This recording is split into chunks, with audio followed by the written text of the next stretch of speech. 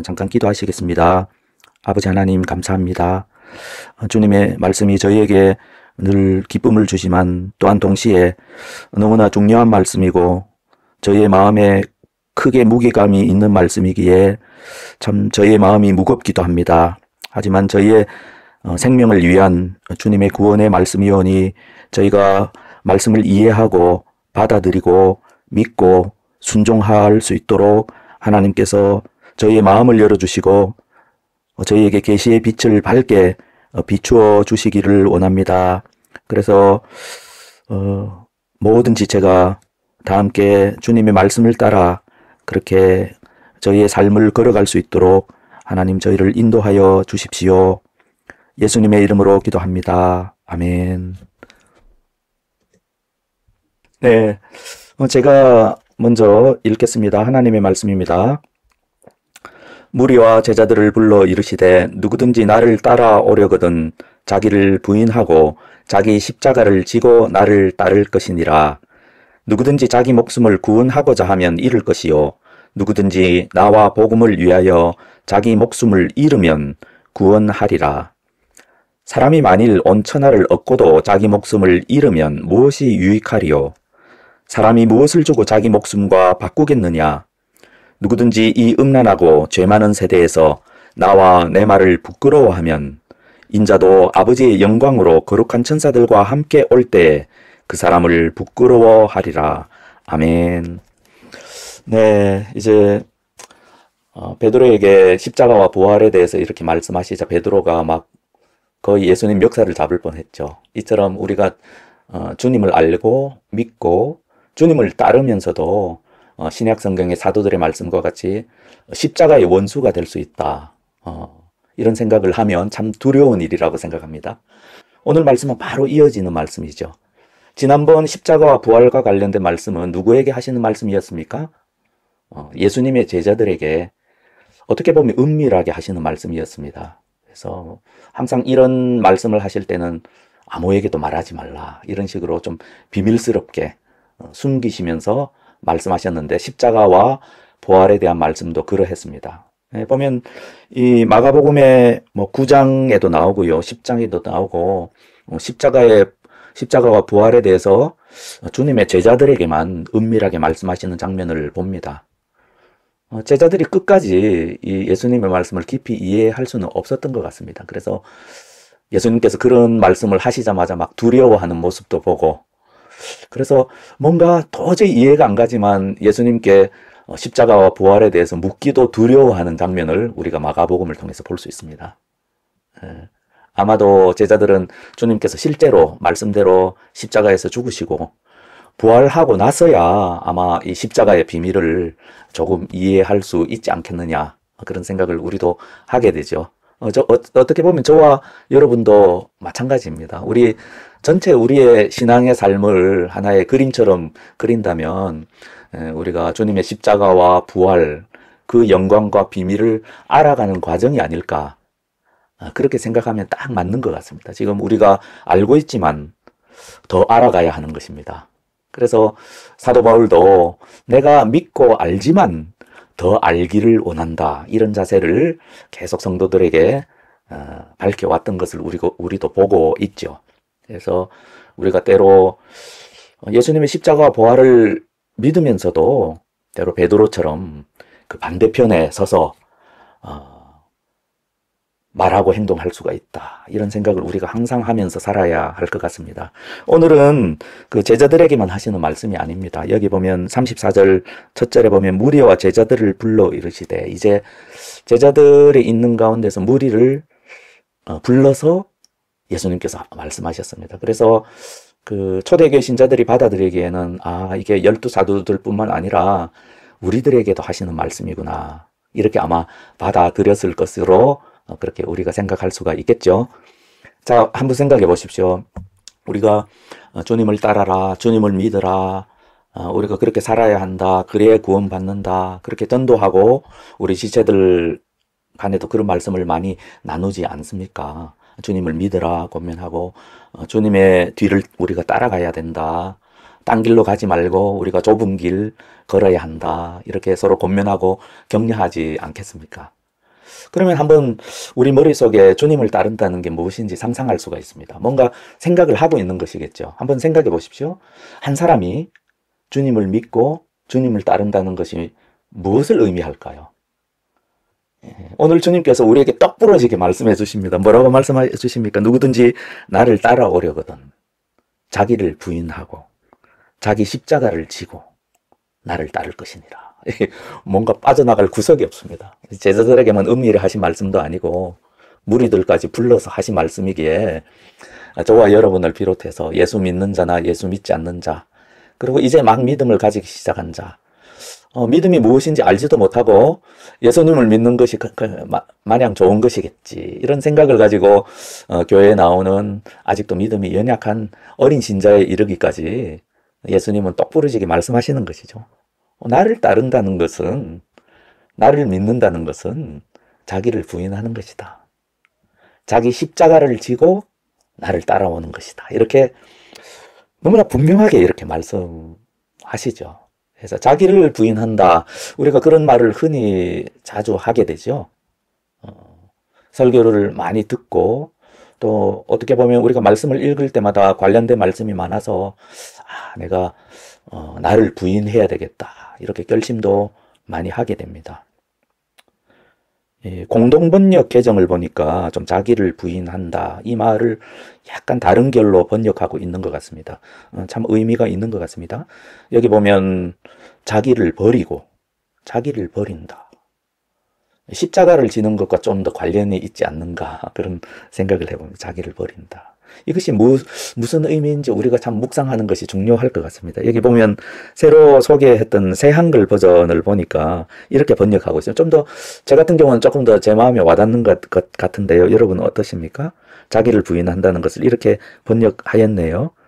자기를 완전히 내려놓고, 이렇게 번역했습니다. 좀 불교적인 그런 뉘앙스가 있는 것 같기도 하고, 아무튼 자기를 완전히 내려놓고 이렇게 번역을 하였습니다. 우리가 가지고 있는 독일 성서공예판 해설 성경에 보면 이렇게 설명을 하고 있네요. 이 설명도 좀 나름 의미가 있는 것 같습니다. 여기 보면 자기 자신과 자기의 소원을 포기하는 것이다. 자기의 소원을 포기하는 것이다. 자기의 소원을 포기한다는 것은 자기의 원함, 자기의 추구, 자기의 욕망, 자기의 바람, 이런 것들을 포기하는 것이죠. 참 의미가 있는 해석인 것 같습니다. 그런 게 이제 자기를 부인하는 것이죠. 그래서 좀 더 나아가 보면 자기를 부인하고 자기 십자가를 진다는 것은 나의 모든 욕망을 포기하고 주님의 뜻, 주님의 욕망, 주님의 바람, 주님의 소원, 과연 그렇게 살 수 있을까요? 하지만 그것을 지금 말씀하고 있는 것입니다. 자기를 부인하고 자기 십자가를 지고 나를 따른다는 것이 주님이 말씀하시는 의미가 그런 것이 아닐까 생각을 하는 것이죠. 자기 십자가를 진다는 것이 무엇입니까? 한번 생각해 보십시오. 여러 가지 우리가 들은 말도 있고 하지만 우리가 성경을 알기 때문에 십자가는 항상 처음부터 끝까지 십자가 하면 죽음이지 않습니까? 죽음. 그래서 이제 여기 독일 성서공예판 해설 성경의 네모박스의 해설에 보면 이렇게 하고 있습니다. 자기 십자가를 지는 사람이 어떤 사람인가 하면 확정적으로 사형 판결을 받은 사람만 자기 십자가를 지고 있다. 이런 식으로 해석을 하고 있습니다. 그러니까 자기의 운명이 죽음이다. 나는 죄인이기 때문에 심판받아 죽을 수밖에 없다. 이것이 그 성령의 계시대로 내 마음속에 나는 죄인의 괴수다. 하나님은 내 죄를 절대로 용서하실 수가 없다. 그래서 나의 운명은 곧 죽음이다. 나는 확정적인 사형 판결을 받았다. 그런 사람만 자기 십자가를 지고 주님의 뒤를 따를 수 있다. 이렇게 해설하고 있는데 참 맞는 해설이다, 이런 생각을 좀 하게 됩니다. 왜냐하면 자기 십자가라는 것은 자기 죽음이거든요. 자기를 부인한다는 거랑 연결이 되는 것이죠. 그래서 자기를 부인하고 자기 십자가를 지는 것이 우리가 깊이 생각해 보면 곧 내 욕망, 내 뜻, 나의 추구, 나의 바람, 나의 원함과 소원, 이 모든 것을 포기하고 주님을 따른다는 것이 무엇입니까? 주님의 욕망, 주님의 바람, 주님의 뜻, 주님의 추구. 이것이 나는 죽고 내 안에서 예수 그리스도가 사는 것, 십자가의 온전한 의미 아니겠습니까? 이래야만 나를 따를 수 있다. 이렇게 주님께서 말씀하는 것이지요. 주님은 사실 이런 맥락에서 계속해서 주님의 제자들을 가르쳐 오셨습니다. 제자들의 마음의 준비가 될 때까지 십자가의 부활에 대해서 명백하게 말씀하시지는 않았지만 우리는 주님께서 아마도 초창기에 제자들에게 가르치고 외우도록 하셨던 그 주님의 기도, 주기도문을 생각해 볼 때 주기도문의 첫 번째 무엇입니까? 하나님의 영광, 하나님의 이름이 거룩하게 되기를 바랍니다. 그리고 바로 이어서 나오는 두 번째가 무엇입니까? 하나님의 뜻이 이 땅에서도 이루어지게 하소서. 주님께서는 이것이 너희의 살 길이다. 하나님의 뜻이 너희의 추구, 너희의 욕망, 너희의 원함, 너희의 기도가 되어야 한다. 이것이 나를 따르는 길이다. 내가 평생 이 주기도문을 하나님께 올려드린 것처럼 너희들도, 나를 따르는 너희들도 매일매일 이러한 기도를 하나님께 올리면서 살아야 한다. 하나님의 영광을 위하여 하나님의 뜻이 이 땅에 그리고 저의 삶에 이루어지기를 바랍니다. 이것이 자기를 부인하고 자기를 내려놓고 자기를 포기하고 주님의 십자가를 지는 것. 곧 주님의 십자가가 내 십자가죠. 그리고 주님을 따라가는 것이죠. 그리고 우리는 압니다. 그 죽음 뒤에 부활이 있고 영광이 있다는 것을 압니다.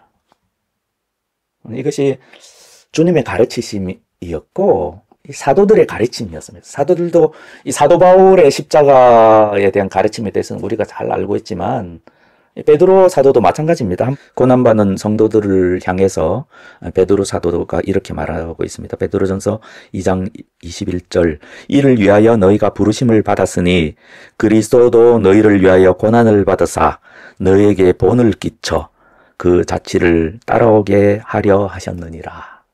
예수 그리스도의 십자가를 우리가 따라가야 될 본으로 그렇게 가르치고 있는 것입니다. 이것이 암시하는 바는 너희의 고난을 이상하게 여기지 말라라는 것이죠. 그래서 특별히 이제 베드로 전서를 보면 베드로 사도께서 예수님의 고난과 예수님의 십자가 그리고 성도의 고난과 십자가를 연결시키기 위해서 이런 말씀을 지금 하고 계십니다. 우리가 또 이렇게 놓고 보면 우리 주님께서도 이러한 하나님의 큰 그림에 대한 비슷한 이 십자가와 관련된 주님의 십자가는 우리의 십자가와 직접적으로 연관이 있기 때문에 그런 가르침을 많이 베풀어 주셨습니다. 그래서 한번 또 이 구절도 한번 찾아보시겠습니다. 요한복음 12장 23절입니다. 자, 이제 요한복음 12장 정도 되면 이제 예루살렘 입성하시고 이제 주님의 십자가가 점점 가까워 오는 그런 시점이거든요. 여기에 보면 예수님께서 당신의 그 십자가를 앞두시고 여러 교훈의 말씀들을 제자들에게 베푸셨습니다. 요한복음에 주님의 십자가에 대해서 특별한 요한복음에만 나오는 그 용어가 있는데 그것은 영광이라는 것 아니겠습니까? 그래서 내가 죽을 때가 왔도다. 이 말을 주님께서는 내가 영광을 얻을 때가 왔도다. 항상 그렇게 표현하십니다. 요한복음에는. 그러면서 한번 보십시오. 이제 23절에 보면 예수께서 대답하여 이르시되 인자가 영광을 얻을 때가 왔도다. 이것은 십자가에 관련된 말씀입니다. 왜 예수님께서 이제 십자가의 영광을, 십자가를 지시고 영광을 얻을 때가 왔다고 그렇게 느끼셨는가 하면 이제 이방인들이 예수님을 찾기 시작했거든요. 그거는 이제 오늘 설명은 하지 않고요. 그러면서 이어서 주님께서 뭐라고 말씀하십니까? 한번 보십시오. 내가 진실로 진실로 너희에게 이르노니 한 알의 밀이 땅에 떨어져 죽지 아니하면 한 알 그대로 있고 죽으면 많은 열매를 맺느니라 하면서 자기를 따르는 자들에게 자기의 십자가를 연결시켰습니다. 뭐라고 연결시키셨습니까? 25절을 보십시오. 자기의 생명을 사랑하는 자는 잃어버릴 것이요 이 세상에서 자기의 생명을 미워하는 자는 영생하도록 보존하리라. 사람이 나를 섬기려면 나를 따르라. 나 있는 곳에 나를 섬기는 자도 거기 있으리니 사람이 나를 섬기면 내 아버지께서 그를 귀히 여기시리라. 십자가의 길을 가시는 예수님을 하늘 아버지께서 기뻐하시고 예수님을 귀히 여기신 것처럼 그 뒤를 따르는 모든 하나님의 자녀들을 하나님께서 귀히 여기실 것이다. 이것이 우리의 구원과 생명에 관한 말씀이 아니면 무엇이겠습니까? 이것이 유일한 길입니다. 이 말씀을 하신 분이 누구십니까? 예수님 아니십니까? 예수님의 이 말씀을 진실로 믿은 사람은 구원을 받습니다. 누구든지 자기 목숨을 구원하고자 하면 잃을 것이요 누구든지 나와 복음을 위하여 자기 목숨을 잃으면 구원하리라. 예수님을 따르고자 하는 자들에게 빠져나갈 구멍이 없습니다. 사실상 저는 오랫동안 사역을 하면서 그 선교단체에서 복음을 믿고자 하는 젊은이들에게 반드시 이 말씀은 분명하게 증거되어야 한다라고 말해왔습니다. 하지만 많은 사역자들이 달콤한 복음만을 전하고 있습니다. 하지만 주님은 우리들에게 절대로 달콤한 복음만을 말씀하시지 않죠. 물론 달콤함도 말씀하십니다. 하지만 희생, 고난, 십자가 이런 것을 더 앞서서 말씀하시죠. 그래서 생각해보라. 이 주님의 자세입니다. 주님을 따라 이제 생명을 얻고자 하는 모든 사람에게 항상 그렇게 말씀하십니다. 주님께서는 뭐라고 너희 멈춰서서 잠깐 나에게 충성맹세하기 전에 네가 나를 믿고 나를 따르기 전에 한번 생각해봐라. 잘 생각해봐라. 외국에서 군대가 쳐들어온다고 생각해봐라. 그러면 마땅히 우리는 내가 가진 군사로 저 군대와 싸워서 이길 수 있을지 생각해보고 만약에 이기지 못할 것 같으면 사자를 보내서 우리 싸우지 말고 평화합시다. 그렇게 하지 않겠느냐. 그것이 지혜로운 사람이다. 너희가 나를 따르기 전에 한번 생각해봐라. 누가 큰 망대를 짓는다고 해봐라. 내가 이 정도 망대를 지을 돈이 있는지 생각해보고 이 정도면 충분히 지을 수 있겠다 싶으면 이제 짓기 시작하지. 만약에 누가 아무 생각 없이 망대를 짓기 시작했는데 중간에 돈이 없어서 이도저도 안 되면 사람들이 비웃지 않겠느냐. 너희가 나를 따르려느냐?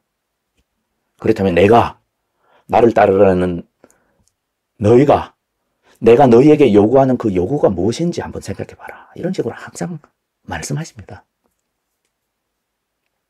그래서 제가 청년들한테 이렇게 하면 주님을 믿는다. 주님을 사랑한다. 주님께 충성하겠다. 앞으로 내가 주님만 따르겠다. 이렇게 결심을 해야만 너희가 구원을 받는 줄 알고 있는데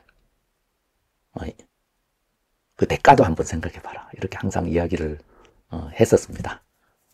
오늘 주님께서 이런 말씀을 우리에게 주시는 것입니다. 그래서 이어서 보겠습니다. 36절, 37절 한번 제가 읽어보겠습니다. 사람이 만일 온 천하를 얻고도 자기 목숨을 잃으면 무엇이 유익하리요? 사람이 무엇을 주고 자기 목숨과 바꾸겠느냐? 무엇을 말씀하십니까? 한번 너희 목숨이 얼마나 귀한지 한번 생각해 보라는 거죠. 여기서 분명히 말씀하십니다. 우리가 머릿속에 우리 그림을 놓고 그 그림 하나를 주님께서 지금 그려주시는 그림 하나를 항상 머릿속에 놓고 살아가면 참 좋을 것 같습니다. 그건 뭔가 하면 내 자신이 주님께서 그렇게 보실 뿐만 아니라 내 자신의 생각에도 나는 천하보다 귀하다는 것입니다. 나는 천하보다 귀하다. 내 자식보다 더 귀하다. 내 목숨을 잃어버리면 내가 이 세상에 존재하고 또 살아가는 것이 무슨 의미가 있겠는가? 내가 다른 사람을 살리더라도 성경은 분명히 살릴 수 없다고 말씀합니다만은 성경은 분명히 다른 사람을 위해서 자기 생명을 드릴 수 없다고 말합니다. 내가 아무리 희생 봉사하더라도 어떤 다른 지체를 살릴 수도 없고 내 자녀를 살릴 수가 없습니다. 왜냐? 시편 49편 같은 데 보면 이렇습니다. 왜냐하면 내가 다른 사람을 살리려면 값을 치르고 그 사람을 살릴 수 있는데 이렇게 묘사합니다. 이 다른 사람을 속량하는 그 값은 너무 엄청나서 내가 내 생명과 내 가진 모든 재물을 들이더라도 그 값을 칠 수가 없다는 것입니다. 그래서 오직 하나님의 아들이신 예수님만 우리를 위해서 값을 치르실 수가 있습니다. 우리는 다른 사람을 위해서 사실상 가장 다른 사람에게 귀중한 것이 다른 사람의 구원이라면 우리는 사실상 다른 사람을 위해서 아무것도 할 수 없습니다. 그래서 우리가 희생도 하고 봉사도 하고 다른 사람을 섬길지라도 나는 분명히 알아야 될 것은 내 목숨이 가장 귀하다는 것입니다. 세상에서 가장 어리석은 사람은 다른 사람을 도우려고 하다가 자기 목숨을 잃어버리는 사람이라고 저는 생각합니다. 제일 안타까운 것이죠.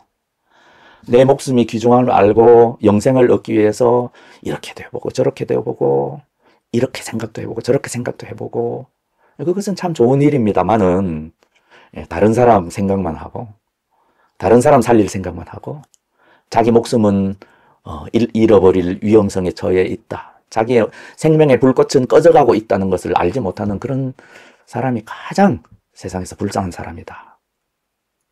저는 그렇게 생각합니다. 주님께서는 지금 그것을 말씀하시고 계시는 거죠. 우리가 분명히 알아야 될 것은 내 목숨은 세상의 생명이다. 그래서 자기 목숨의 가치를 분명히 알아라. 한번 생각해 보십시오. 어리석은 부자, 누가복음에 나오는 어리석은 부자. 아무리 이 세상에서 풍성한 생명을 누리고 잘 살아도 무슨 소용이 있습니까? 하나님이 그냥 하룻밤 21분, 2분만 이렇게 멈추게 하시면 그냥 끝나는데요. 네, 그것이 우리가 아닙니까? 그래서 우리는 우리의 생명을 귀한 줄 알아야 하고 이 귀함을 아는 사람만 자기 십자가를 질 수 있다 이렇게 생각합니다. 그래서 주님께서 이렇게 말씀하는 것이죠. 내가 내 생명이 하나님 앞에서 하나님이 보시기에도 그리고 내 입장에서 생각하면 이거 잃어버리면 그냥 끝인데 주님의 생명과 내 생명을 맞바꾸는 지혜로운 길에 대해서 주님께서 우리가 구원을 받는다, 주님을 따른다, 믿는다 이것이 무엇인지 우리 확실해야 돼요. 내 생명과 주님의 생명을 트레이드하는 것입니다. 이것이 십자가의 비밀입니다. 이것이 마술적인 어떤 과정이 아닙니다. 하나님의 신비에 속한 과정이지만 이것은 명백히 하나님 입장에서는 분명한 이유가 있고 절차가 있고 과정이 있고 뚜렷한 결과가 있는 것인데 이것은 나의 생명과 하나님의 아들의 생명이 십자가에서 맞바꾸어지는 것입니다. 그래서 주님께서 이렇게 주님을 따르고자 하는 자들에게 무리들에게 이렇게 분명하게 말씀하여 주십니다. 이것이 주님의 교훈이고 우리 사도들의 교훈이고 모든 주님의 십자가를 알았던 믿음의 선배들의 교훈입니다. 그래서 수많은 십자가에 대한 참 아름다운 찬양들의 비밀이 이것입니다. 십자가 밑에서 내 눈이 열렸다. 십자가 밑에서 구원을 받았다. 주님의 십자가를 바라볼 때 그것이 나의 구원의 반석임을 알았다. 그리고 우리가 루이스 보응의 간증에도 나오지 않습니까? 주님께서 그 자매에게 보여주셨던 그 놀라운 환상, 그 모든 주님의 생명과 내 생명이 맞바꾸어지는 그 놀라운 신비로운 하나님의 역사는 십자가 밑에서 이루어집니다. 이것은 너무나 확실하고 중요한 것이기 때문에 저와 여러분이 절대로 길을 잃지 않아야 되고 지금 혹시 이런 부분에서 하나님께서 저와 여러분에게 주시는 어떤 말씀이나 어떤 요구가 있다면 다시 한번 주님 앞에서 충성맹세할 필요가 있다고 생각합니다. 그리고 충성맹세할 때 다시 한번 주님께서 요구하시는 이 요구를 깊이 생각한 후에 주님께 입을 열어서 고백을 주님을 믿겠다. 주님을 따르겠다.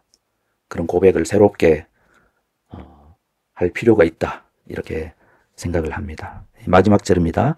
누구든지 이 음란하고 죄 많은 세대에서 나와 내 말을 부끄러워하면 인자도 아버지의 영광으로 거룩한 천사들과 함께 올 때 그 사람을 부끄러워하리라. 우리가 믿는 주님이 어떤 분이십니까? 인자입니다. 이 복음서에서 계속해서 주님께서 자신을 표현하시는 인자가 누구입니까? 다니엘서 7장에 나오는 바로 그 인자입니다. 마지막 날 거룩한 천사들과 함께 하늘과 땅의 모든 권세를 지니시고 산자와 죽은 자 모두를 심판하실 심판주이십니다.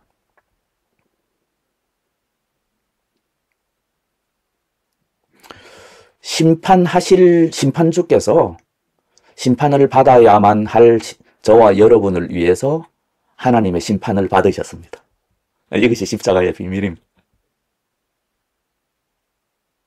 그래서 이러한 비밀을 깨닫고 우리가 그 사도 바울께서 말씀하신 대로 우리가 주님이 메시아이심을 믿고 그리고 하나님께서 우리 주님을 죽은 자 가운데서 다시 살리신 것을 마음으로 믿으면